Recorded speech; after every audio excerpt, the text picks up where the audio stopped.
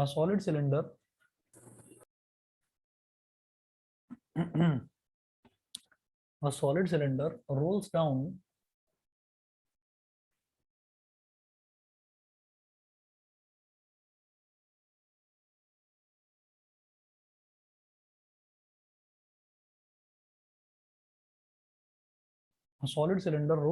an inclined plane, full stop. Its mass is 2 kg and radius is 0.1 meter.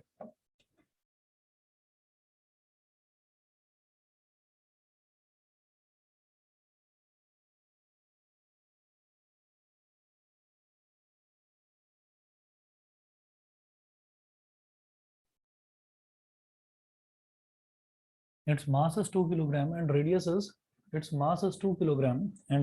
is 0.1 meter. If the height of the inclined plane is 4 meter, if the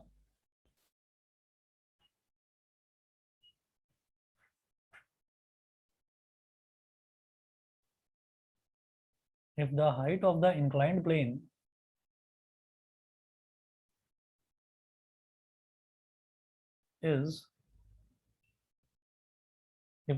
inclined plane is 4 meter, comma, what is its rotational kinetic energy?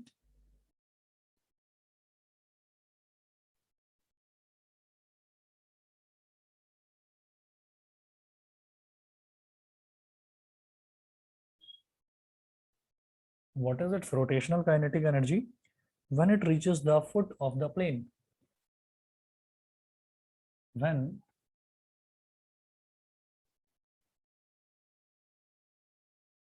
it reaches the foot of the plane.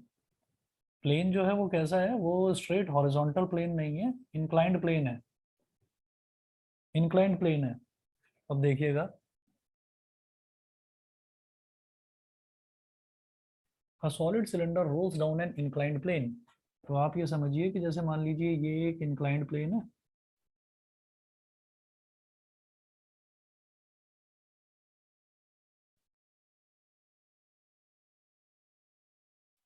और एक solid cylinder है, इस तरह से है ये पीछे,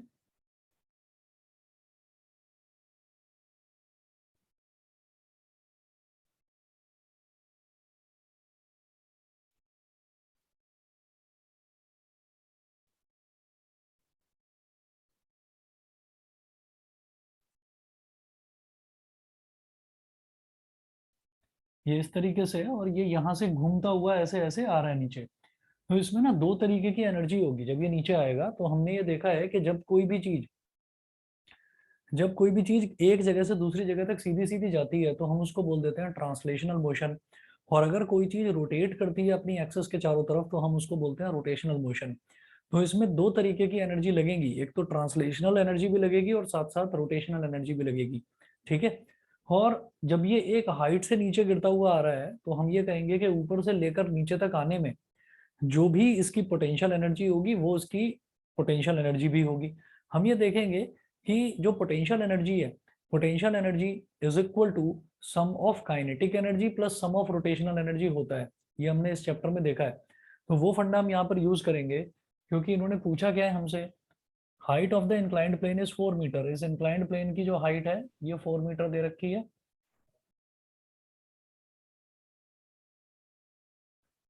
height दिया है इसका 4 मीटर। उसके अलावा वो बोल रहे हैं its roll down an inclined plane, its mass is 2 kilogram. इसका जो मास है, मास दे रखा है 2 kilogram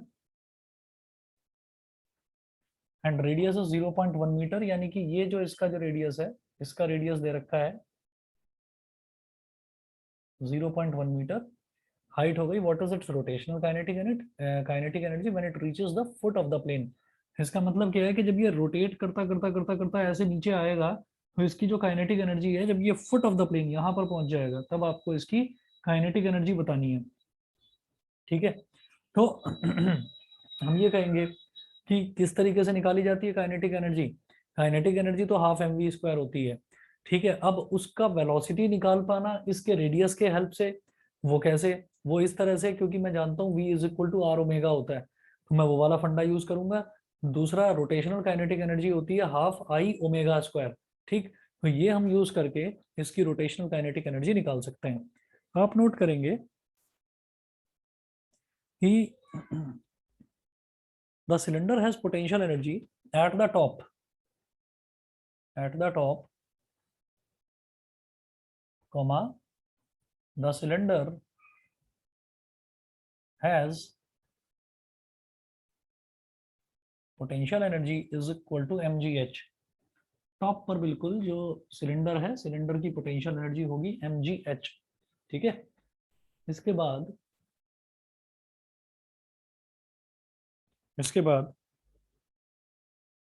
bye conservation of energy,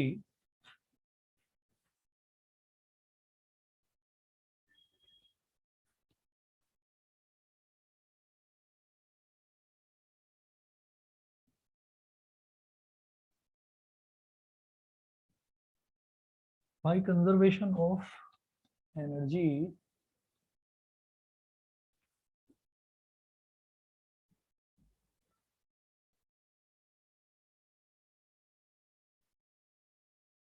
half mv square plus half I omega square is equal to mgh। ठीक है, बाय कंजर्वेशन ऑफ एनर्जी तो हम ये कहेंगे कि पोटेंशियल एनर्जी, काइनेटिक एनर्जी जब पूरा का पूरा पाथ हो जाता है, कवर हो जाता है, तो मैं ये कहता हूँ कि हमारी पोटेंशियल एनर्जी और काइनेटिक एनर्जी ये पूरी की पूरी सेव रहती है।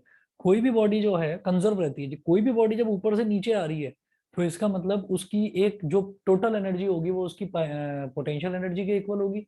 और वो जो पोटेंशियल एनर्जी है, टोटल एनर्जी जो है, जो पोटेंशियल एनर्जी है इस केस में, वो किसके इक्वल होगी? हमारी काइनेटिक एनर्जी और रोटेशनल एनर्जी दोनों के इक्वल। ठीक है, इसके बाद आप यहाँ पर ये कहेंगे कि भाई v की वैल्यू तो आर ओमेगा होती है, सिंस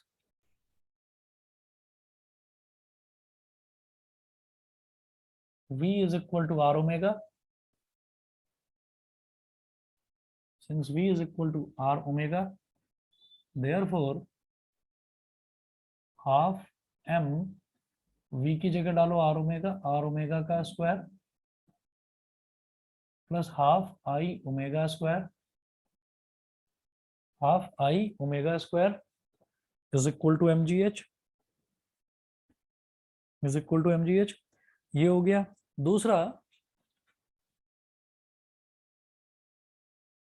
और सॉलिड सिलेंडर, सॉलिड सिलेंडर के केस में जब वो अपनी एक्सिस के चारों तरफ ऐसे घूमता हुआ आ रहा है तो उस केस में moment of inertia for a solid cylinder mi about its axis of rotation is half mr square, half mr square. तो वैल्यू यहां डालिए, ये तो हो गया half m r square omega square, और ये क्या होगा? हाफ तो पहले से था ही और i की जगह और आ गया half mr square omega square is equal to mgh, is equal to mgh। यहां तक सभी को क्लियर है कि नहीं, बता दीजिए। Yes sir. चलिए जी, ठीक है। उसके बाद क्या करेंगे? उसके बाद देखिएगा, अब मैं ये कहूंगा ये हो गया half m r square omega square 1/2 into 1/2 कितना हो गया? 1/4 m r square omega square is equal to mgh। M r square omega square, m r square omega square दोनों में कॉमन है, कॉमन ले लो। M r square omega square हमने common ले लिया। अब देखिएगा, अब यहाँ बचेगा ब्रैकेट में 1/2, इधर बचेगा 1/4 is equal to mgh। M r square omega square 1/2 plus 1/4, LCM ले लेंगे, 4 हो गया, 2 2 ज़ा 4, 2 1 ज़ा 2 plus 1 is equal to mgh। ये हो गया।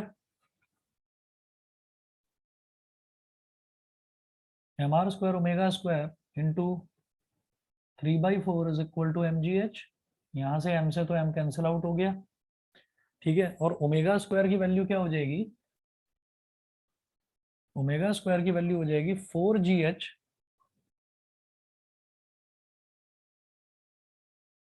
4gh upon 3r², 4gh upon 3r², ये हो जाएगी ओमेगा स्क्वायर की वैल्यू। ठीक है, उसके बाद हम ये जानते हैं कि भाई जो हमारा उन्होंने पूछा रोटेशनल काइनेटिक एनर्जी, तो रोटेशनल काइनेटिक एनर्जी ये है half I omega square. Since rotational kinetic energy is equal to half I omega square, तो इधर तो आ गया हाफ, और जो आई है मोमेंट ऑफ इनर्शिया वो क्या था हमारा, हाफ एम आर स्क्वायर, इसको भी यहाँ मेंशन करो, हाफ एम आर स्क्वायर। ठीक है, ये आई की जगह आ गया, और ओमेगा स्क्वायर की वैल्यू अभी मैंने निकाली ही है, तो ये हो गया 4gh अपॉन 3r²। ठीक है, यहाँ तक बता दीजिए सभी को क्लियर है? Yes sir. Yes sir. ठीक है, चलिए जी, तो ये 2 2 4 है डिनोमिनेटर में, और यहाँ भी 4 है, 4 से 4 कट गया, r² से r² कट गया, कुल मिलाकर हमारे पास कितना आया, mgh अपॉन 3, mgh अपॉन 3। और देख लीजिए कोई वैल्यू बची तो नहीं है ना, mgh अपॉन 3 ही आ रहा है। ठीक, अब क्या करेंगे, mgh अपॉन 3, तो मास कितना है इसका, कितना मास दे रखा है बेटा, 2 kilogram, acceleration due to gravity होता है 9.8, हाइट कितना दे रखा है 4 मीटर, और अपॉन में 3। ठीक है, तो 2 4 जा 8, 8 इंटू 9.8, 8 8 जा 64, 8 9 जा 72, और 6 78, 78.4 अपॉन 3, डिवाइड करिए, 3 2 जा 6, 7 माइनस 6 कितना हो गया 1, 7 माइनस 6 हो गया 1, 1 8 18, तो 3 6 जा 18, फिर 3 1 जा 3, 4 माइनस 3 हो गया 1, 1 0 10, फिर 3 3 जा 9, तो 26.13, वो 3 बार बार आता चला जाएगा, तो हमने इसको बोल दिया बेटा 26.13 जूल। ये हमारी आ गई रोटेशनल काइनेटिक एनर्जी। बताइए सभी को क्लियर है? Yes sir. समझ यस गए? सर। ठीक है, कनिष्क, लक्ष्य, नित्या, सजल, शिवांश, यस सर। सभी को क्लियर है? Yes sir. ठीक है बेटा, ठीक है। चलिए जी, तो इंपॉर्टेंट क्वेश्चन इस सेंस में था कि एनसीईआरटी का क्वेश्चन है, रोटेशनल काइनेटिक एनर्जी पर कई बार क्वेश्चंस पूछे जाते हैं। ठीक है, लक्ष्य आवाज आ रही थी तुम्हारी? Okay sir. हाँ हाँ, अभी भी आ रही है, टाइप करने की जरूरत नहीं है। ठीक है, चलिए जी, अब अगला देखता हूं मैं।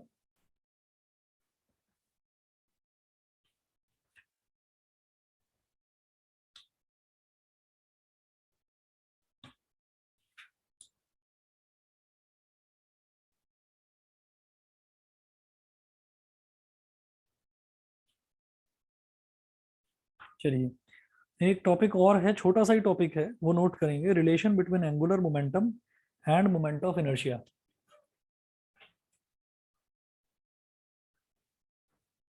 रिलेशन बिटवीन,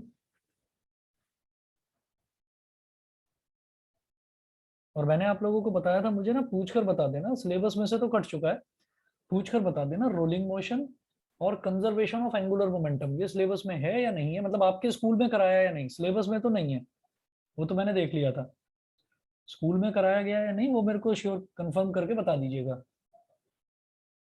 दिवस पूछा था?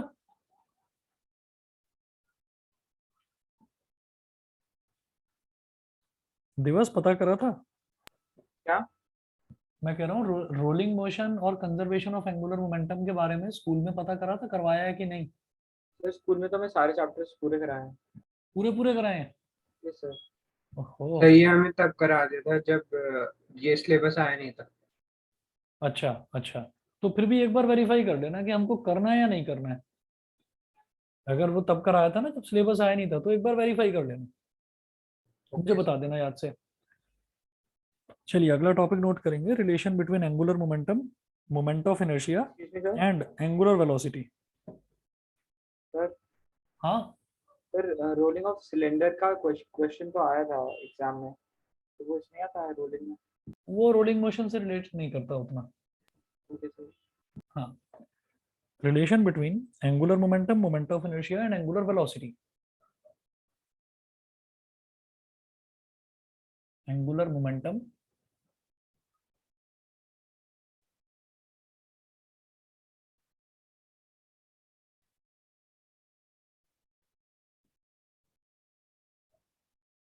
moment of inertia,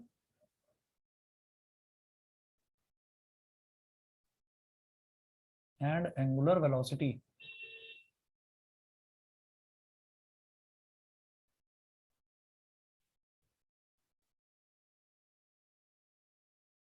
And angular velocity. Note करेंगे, consider a rigid body rotating about a fixed axis with uniform angular velocity omega.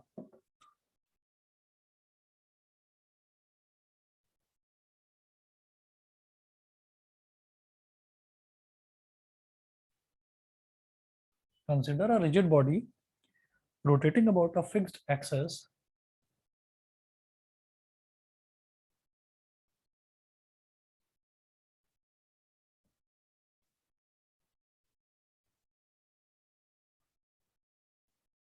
consider a rigid body rotating about a fixed axis with uniform angular velocity omega.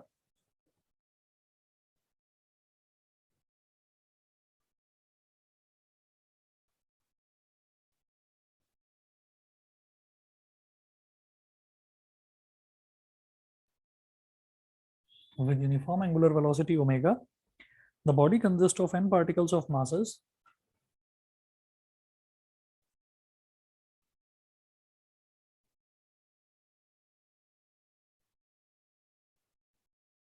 the body consists of n particles of masses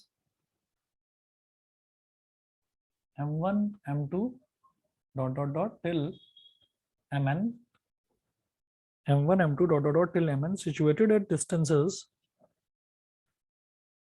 situated at distances r1 r2 dot dot dot till rn from the axis of rotation, from the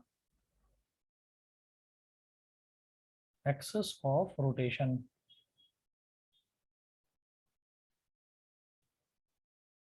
From the axis of rotation.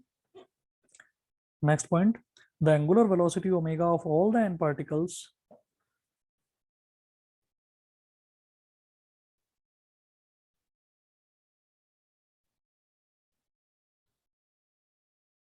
omega of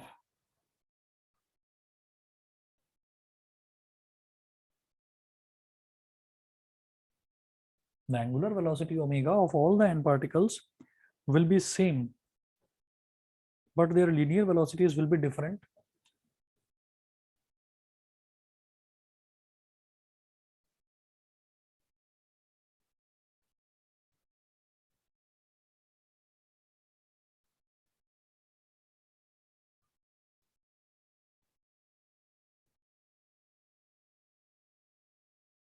But their linear velocities will be different.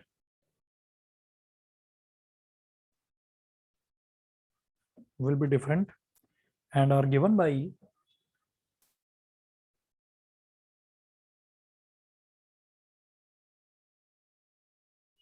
will be different and are given by v1 is equal to r1 omega, v1 is equal to r1 omega, v2 is equal to r2 omega. Like this, vn is equal to rn omega.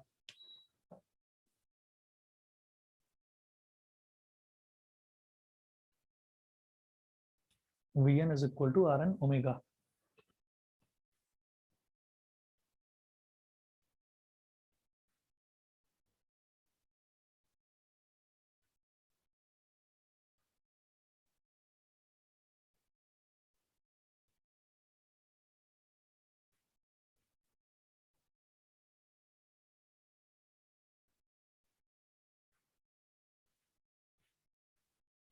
ठीक है, अब हम ये कहेंगे linear momentum of first particle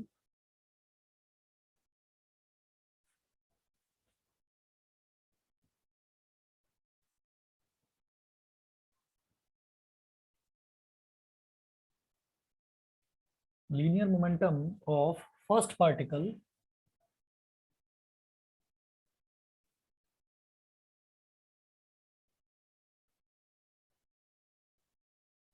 linear momentum of first particle p1 is equal to m1 v1 m1 v1 is equal to v1 क्या है r1 omega, तो ये हो जाएगा m1 r1 ओमेगा। ठीक है। अच्छा, और हमारा जो एंगुलर मोमेंटम है, ये तो लीनियर मोमेंटम निकाला, एंगुलर मोमेंटम क्या होता है, moment of momentum. Moment of momentum मतलब momentum into perpendicular distance from the axis of rotation, तो वो नोट करें। Moment of linear momentum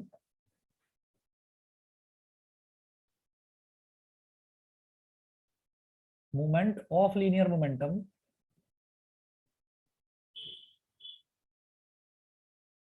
moment of linear momentum bracket में लिखिएगा that is angular momentum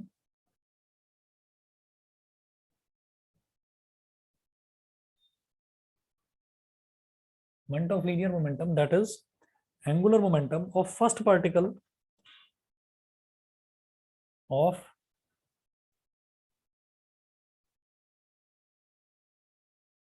first particle about a fixed axis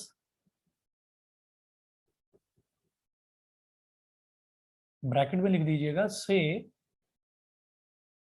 Y y dash, से y y dash, y y dash मतलब y axis के about अगर हम सोचें तो, से y y dash L1 is equal to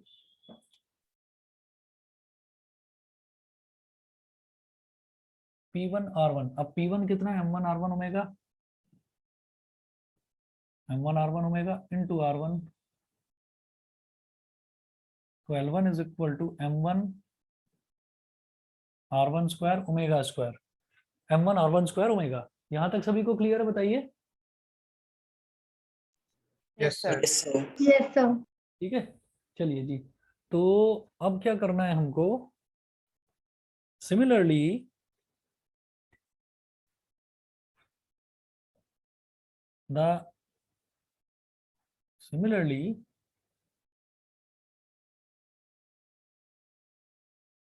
the sum of all angular momentum about an axis of rotation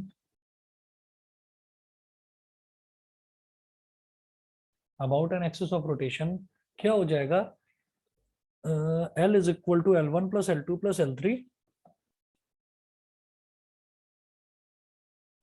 L is equal to L1 plus L2 plus L3 plus dot dot dot till Ln, L is equal to L1 plus L2 plus L3 till Ln. It implies that L is equal to L1 क्या है, M1 R1 square omega, plus जैसे हमने first particle का निकाला इसी तरीके से second particle का क्या हो जाएगा, M2 R2 square omega, M2 R2 square omega, third particle का M3 R3 square omega, plus dot dot dot Mn Rn square, Mn Rn square omega. ये हो गया। यहाँ पर कोई चीज अगर कॉमन आ रही है तो वो मुझे दिखाई दे रही है कि ओमेगा, ओमेगा को कॉमन लिया जा सकता है। तो मैं एक काम करता हूँ कि यहाँ पर हम ऐसा लिखेंगे कि L is equal to, omega को कॉमन लेकर बाद में लिख लेंगे बेटा, ओमेगा को कॉमन ले लिया, मैंने लिखा M1 R1 square plus M2 R2 square plus M3 R3 square plus dot dot dot, ऐसे लास्ट में आएगा Mn Rn² और ब्रैकेट के बाद में लास्ट में ओमेगा, ओमेगा सभी में कॉमन आ रहा था तो कॉमन ले लिया। m1r1² प्लस m2r2², क्या हो जाएगा ये, इसको मैं ये बोल सकता हूँ L is equal to sigma mi/ri²। i हमारा 1 से लेकर n तक और ये ओमेगा, और ये m1r1² plus m2r2² plus m3r3², ये क्या होता है, इसी को तो मोमेंट ऑफ इनर्शिया बोलते हैं आई। बताइए समझ गए कि नहीं? Yes sir. ठीक है।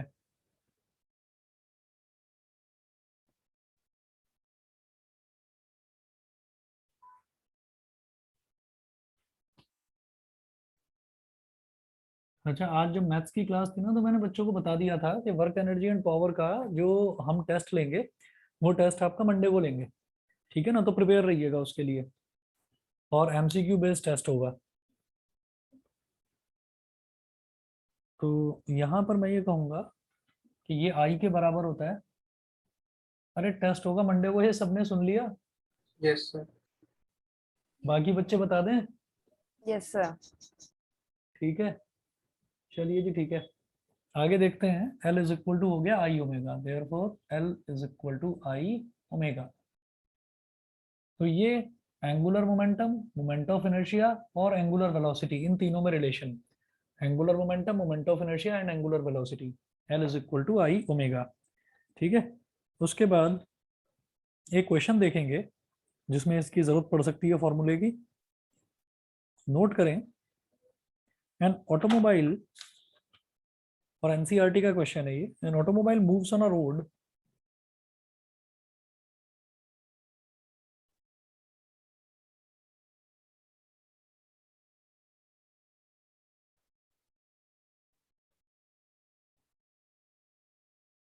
an automobile moves on a road with a speed of 54 kilometer per hour, moves on a road with a speed of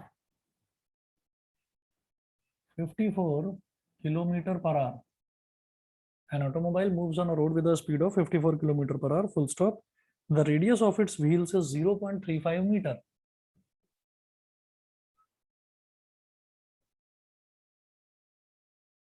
The radius of its wheels is 0.35 meter, full stop. What is the average negative torque?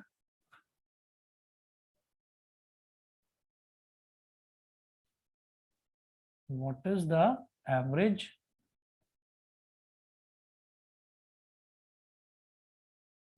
negative torque?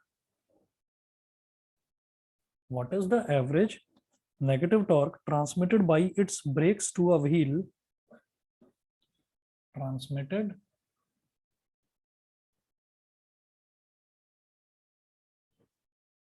by its brakes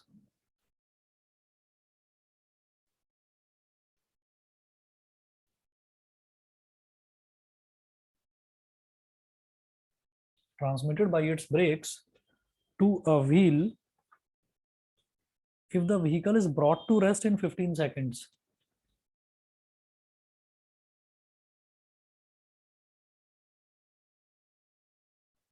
If the vehicle is brought to rest in 15 seconds, question mark. The moment of inertia of the wheel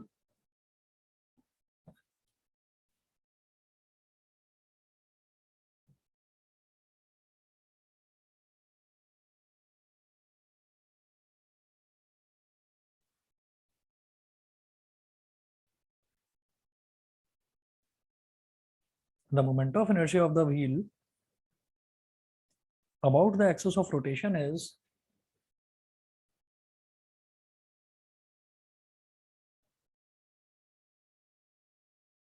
the moment of inertia of the wheel about the axis of rotation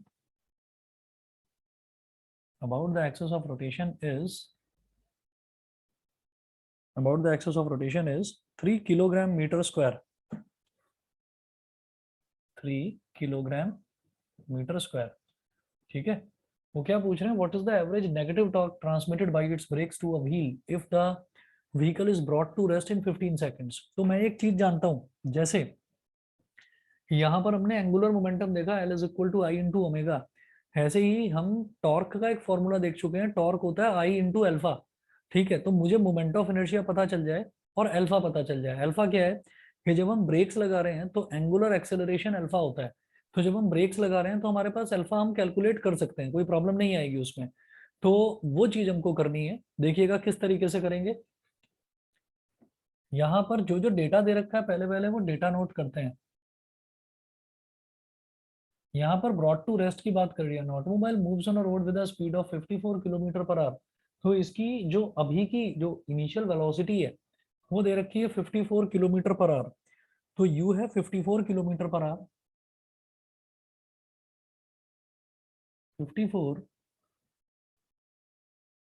kilometre per hour. तो बेटा इसको ना metre पर second में convert करेंगे, ऐसा unit वही होती है। तो मीटर पर सेकंड के लिए क्या करेंगे, जब किलोमीटर पर आवर को छोटी यूनिट यानी कि मीटर पर सेकंड में कन्वर्ट करना होता है तो 5 को ऊपर रखते हैं और 18 को नीचे, मतलब छोटी वैल्यू को ऊपर रखेंगे क्योंकि हम छोटी यूनिट में कन्वर्ट कर रहे हैं, याद रखने का तरीका है बस, ठीक है।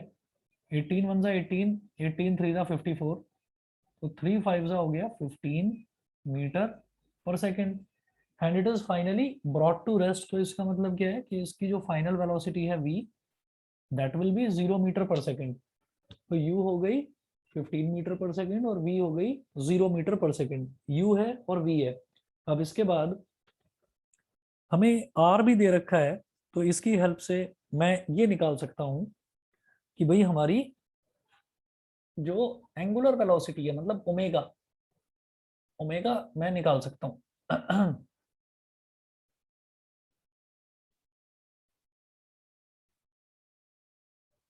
तो radius radius of the wheel is 0.35 metre, तो r is equal to 0.35 metre. Therefore omega naught यानी कि इनिशियल एंगुलर वेलोसिटी ये कितनी हो जाएगी, r into u, r omega होता है, नहीं v is equal to r omega होता है, तो u इज इक्वल टू क्या हो जाएगा, r इंटू ओमेगा नॉट। तो बेटा यहाँ से ओमेगा नॉट की वैल्यू आ जाएगी u upon r, omega naught की वैल्यू आ जाएगी u अपॉन आर, और ये हो जाएगा 15 अपॉन 0.35, 15 अपॉन 0.35। पॉइंट गया तो ऊपर 2 जीरो आ गए, 5 7 सा 35, 5 3 सा 15, 300 अपॉन 7 रेडियन पर सेकंड होता है ये। इसको इतना ही करके छोड़ दिया और अभी फर्दर पॉइंट्स में नहीं निकालेंगे। फाइनल एंगुलर वेलोसिटी ओमेगा ये क्या हो जाएगा बेटा, v अपॉन आर, v है 0, r है 0.35, तो ये हो गया 0 रेडियन पर सेकंड। ओमेगा नॉट निकाल लिया, ओमेगा निकाल लिया। टाइम कितना दे रखा है, इन्होंने टाइम दे रखा है बेटा 15 सेकंड्स के, वो 15 सेकंड में रेस्ट में आता है। तो जब 15 सेकंड में व्हील रेस्ट में आ जाता है तो क्या करेंगे, t is equal to 15 seconds. यहां से देखिए क्या होगा, देयरफॉर एंगुलर एक्सेलरेशन अल्फा,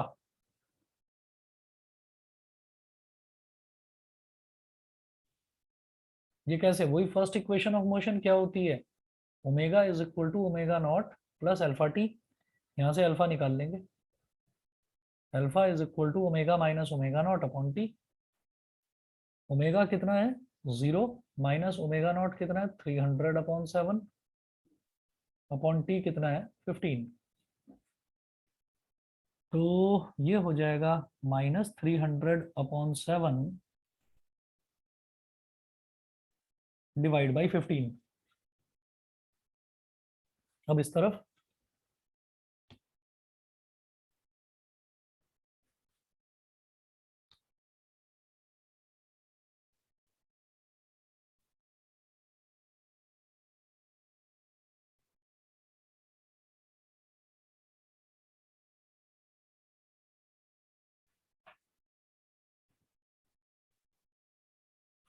तो अल्फा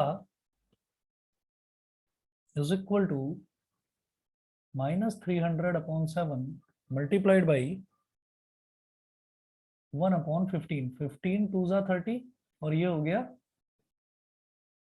20, तो माइनस का 20/7 रेडियन पर सेकेंड स्क्वायर, ये हमारा हो गया एंगुलर एक्सेलरेशन। अच्छा, अब आई वो निकालने का लफड़ा ही नहीं है, वो हमको दे रखा है, इन्होंने कितना दिया था 3 kilogram metre square, 3 kilogram metre square, therefore tau is equal to I into alpha, तो 3 इंटू -20/7 -60/7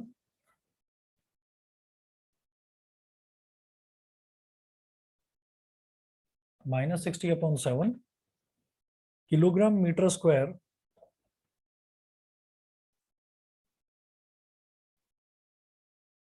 पर सेकंड स्क्वायर। ठीक है जी, बताइए सभी को क्लियर है कि नहीं? Yes sir. सभी को समझ में आ गया? आप इसको ऐसे ही छोड़ दीजिए, Yes, sir. चाहे तो इसको डिवाइड करके पॉइंट्स में निकाल के रख देना। ठीक है, वो डिपेंड करेगा कि आपको ऑप्शंस क्या दे रखे होंगे। कंजर्वेशन ऑफ एंगुलर मोमेंटम और रोलिंग मोशन, ये दो हैं चैप्टर मेरे हिसाब से हट गया है, आप बता देना बेटा, कंफर्म करके बता देना। ठीक है, अच्छा मेरी तरफ से चैप्टर ये खत्म है, और मंडे को आपकी नेक्स्ट क्लास जो होगी उसमें हम क्या करेंगे कि टेस्ट आपका आधे घंटे का होगा, आधे घंटे का टेस्ट लेंगे और फिर उसके बाद में आपका ग्रेविटेशनल वाला जो नेक्स्ट जो चैप्टर है वो स्टार्ट कर देंगे। ठीक है, तो मंडे के लिए आप लोग प्रिपेयर रहिएगा। फिजिक्स की क्लास का कल का ऑफ रहेगा, कल नहीं होगी फिजिक्स की क्लास।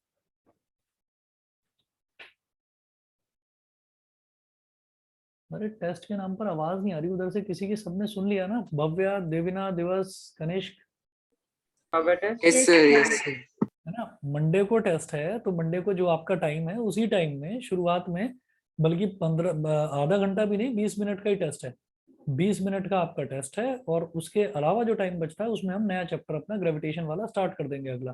कौन चैप्टर का टेस्ट? ठीक है, वर्क, एनर्जी एंड पावर का मैं ग्रुप पर अभी मैसेज भी डाल दूंगा। फिर एमसीक्यू होगा ना? हाँ, एमसीक्यू बेस्ड होगा।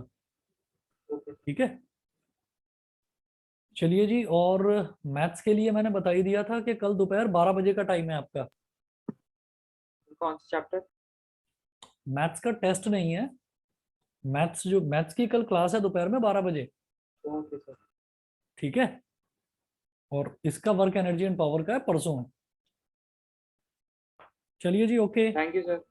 Okay Thank you, sir. Thank you. Okay. Thank you, sir. Okay